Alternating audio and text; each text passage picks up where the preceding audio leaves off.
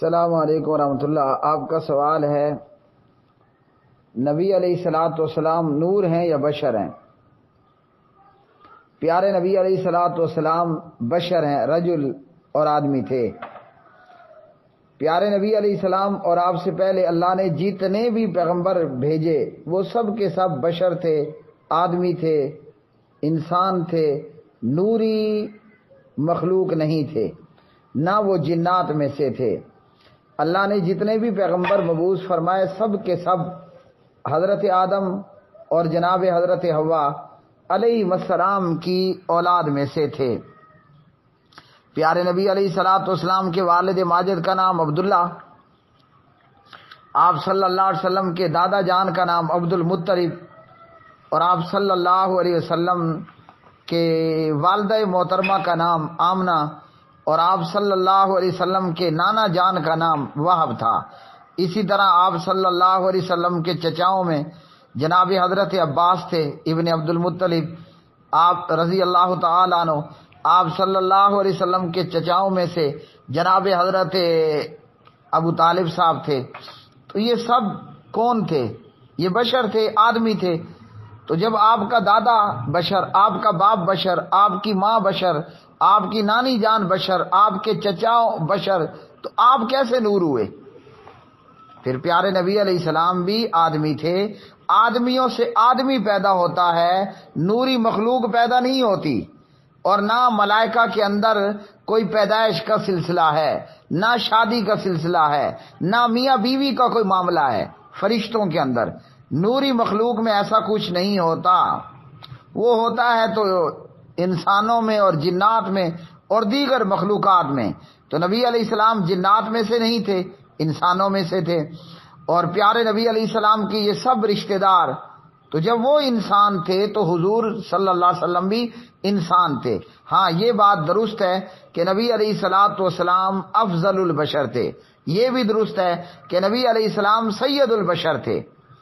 اللہ کی مخلوق انسانوں میں اور باقی مخلوقات میں سب سے افضل آپ صلی اللہ علیہ وسلم افضل الخلق بھی تھے۔ ساری مخلوق میں سب سے اعلیٰ اور افضل جناب محمد الرسول اللہ صلی اللہ علیہ وسلم تھے۔ وہ ملائکہ ہوں، وہ جنات ہوں، وہ انسان ہوں، آپ سید البشر بھی، آپ صلی اللہ علیہ وسلم افضل البشر بھی، اور آپ صلی اللہ علیہ وسلم افضل الخلق بھی۔ مخلوق میں انسان ہے اور فرشتے ہیں اور جنات ہیں، اور ان تمام میں نبی علیہ السلام سب سے افضل، سب کے سردار، اور سب کے سردار اور ساری مخلوق میں افضل۔ اب یہ کہ قرآن مجید میں آپ نے کہا ہے قد جاءکم من اللہ نور و کتاب مبین، اللہ کی طرف سے نور اور کتاب مبین آ گیا۔ تو یہاں کہا گیا اہل شرک کی طرف سے کہ نور سے مراد نبی علیہ الصلوۃ والسلام ہے۔ جواب یہ ہے کہ نور سے مراد قرآن مجید ہے، اللہ کی طرف سے آیا ہے۔ کیا آیا؟ اللہ کی طرف سے قرآن آیا، اور قرآن کیا ہے؟ نور ہے۔ اور یہ کیا چیز ہے؟ یہ کتاب مبین میں ہے، یہ نور قرآن پاک میں ہے، مصحف کے اندر موجود ہے۔ اسی لیے فرمایا یہدی بہ اللہ من اتبع رضوانہ، اللہ اس کے ساتھ یعنی اس نور قرآن پاک کے ساتھ ہدایت دیتا ہے۔ ہاں، نبی علیہ الصلوۃ والسلام کی تعلیمات ضرور نور ہیں، کیونکہ آپ صلی اللہ علیہ وسلم کی تعلیمات کیا ہیں؟ وہ وحی الہی ہیں، اللہ کی طرف سے آنے والی وحی اور پیغام ہے۔ تو قد جاءکم من اللہ نور و کتاب مبین میں یہ نور، یہ قرآن پاک ہے جو کہ مصحف میں ہے، کتاب مبین ہے، بالکل ایک واضح کتاب ہے یہ نور، قرآن پاک، قرآن کریم۔ اس لیے فرمایا یہدی بہ، تو اگر نور سے مراد نبی علیہ السلام ہوتے اور کتاب مبین قرآن مجید، تو یہ کتنے ہوئے؟ یہ دو ہوئے۔ یہ کتنے ہوئے؟ یہ دو ہوئے۔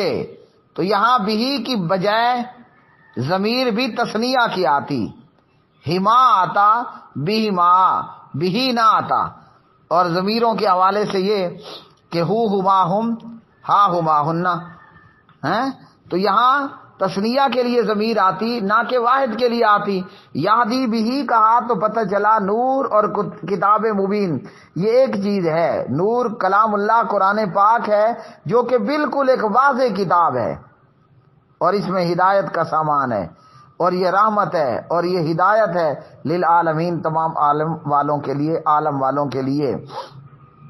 اب اس پر اعتراض یہ کرتے ہیں کہ قرآن مجید میں ایک اور جگہ پر موجود ہے کہ اللہ اور اس کے رسول کو ہی راضی کرنا چاہیے، تو وہاں بھی واحد کی ضمیر آئی ہے، جبکہ اللہ تو اللہ ہے، وہ خالق ہے، وہ مالک ہے، وہ معبود برحق ہے، اور نبی علیہ الصلوۃ والسلام وہ تو اللہ نہیں ہے، وہ تو مخلوق ہیں. تو یہاں پر یہ اس مقام میں کیوں واحد کی ضمیر کو لایا گیا؟ تو اس کا جواب یہ ہے کہ ہم قرآن مجید کی اس آیت مبارکہ کو ہی دیکھ لیتے ہیں. یہاں اللہ سبحانہ و تعالیٰ نے کیا بات بیان فرمائی ہے اور کیسے جاہل لوگ جو ہے اپنی جہالت کی وجہ سے ایسا کہتے ہیں. قرآن مجید میں ہے، سورۃ التوبہ پارہ نمبر 10 میں ہے، یحلفون باللہ لکم لیردوکم واللہ ورسولہ احق ان یردوہ ان کانوا مؤمنین. یہ آیت نمبر 62 ہے سورۃ التوبہ میں.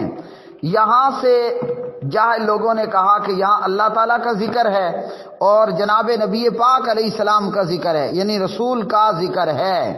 تو یہاں ایک اللہ ہوا اور ایک رسول ہوا، اور یہاں ضمیر واحد کی آئی ہے، ہو آیا ہے، ہما نہیں آیا. تو پھر یہاں کیا جواب ہوگا اہل حدیث کا اور اہل توحید کا؟ تو جی بالکل قرآن مجید میں یہ آیت موجود ہے، جیسا کہ بتایا سورۃ التوبہ آیت نمبر 62 ہے. یہاں بات کیا ہو رہی ہے؟ اللہ سبحانہ و تعالیٰ کو راضی کرنے کی بات ہو رہی ہے. کون سی آیت میں؟ آیت نمبر 62 میں فرمایا یحلفون، وہ قسمیں کھاتے ہیں، باللہ اللہ کی، لکم تمہارے سامنے، لیردوکم تاکہ وہ راضی کرے تمہیں، واللہ حالانکہ اللہ ورسولہ اور اس کا رسول، احق زیادہ حقدار ہے، ان کہ یردوہ وہ راضی کریں اس کو، ان اگر کانو ہیں وہ مومنین مومن. تو یہاں ایک یعنی واحد کی ضمیر آئی جبکہ پیچھے اللہ بھی ہے، رسول بھی ہے، ان یردوہ ما کی بجائے ان یردوہ. تو بات یہ ہے کہ اللہ سبحانہ و تعالیٰ کو راضی کرنا چاہیے. اس آیت کا جواب یہ ہے کہ نبی علیہ السلام کی اطاعت کس کی اطاعت ہے؟ من یطع الرسول، نبی علیہ السلام کی اطاعت کس کی اطاعت ہے؟ فقد اطاع اللہ، وہ اللہ سبحانہ و تعالیٰ کی اطاعت ہے. سورۃ النساء پارہ نمبر 5 میں ہے، من یطع الرسول فقد اطاع اللہ، جس نے جناب محمد الرسول اللہ صلی اللہ علیہ وسلم کی اطاعت کی اس نے اللہ ذوالجلال والاکرام کی اطاعت کی. تو رسول کا راضی کرنا کس کا راضی کرنا ہے؟ اللہ ہی کا راضی کرنا ہے. تو رسول کو خوش کرنا، راضی کر لینا، یہ اللہ کا راضی کر لینا اور خوش کر لینا ہے. اور جیسا کہ نبی علیہ الصلوۃ والسلام رسول کی اطاعت کس کی اطاعت ہے؟ من یطع الرسول فقد اطاع اللہ، اللہ ہی کی اطاعت ہے. در حقیقت وہ اللہ ہی کی اطاعت ہے اور اللہ ہی کو راضی کرنا ہے. تو فرمایا اللہ اور اس کا رسول زیادہ حقدار ہے کہ وہ راضی کریں اس کو. نبی علیہ السلام کو راضی کر لیا تو کس کو راضی کر لیا؟ اللہ کو راضی کر لیا. نبی علیہ السلام کی اطاعت کر لی تو کس کی اطاعت کر لی؟ فقد اطاع اللہ، اللہ کی اطاعت کی. اس لیے یہاں تثنیہ کی بجائے واحد کی ضمیر لائے، ان یردوہ کہ وہ راضی کریں اس کو. واللہ تعالی اعلم بالصواب.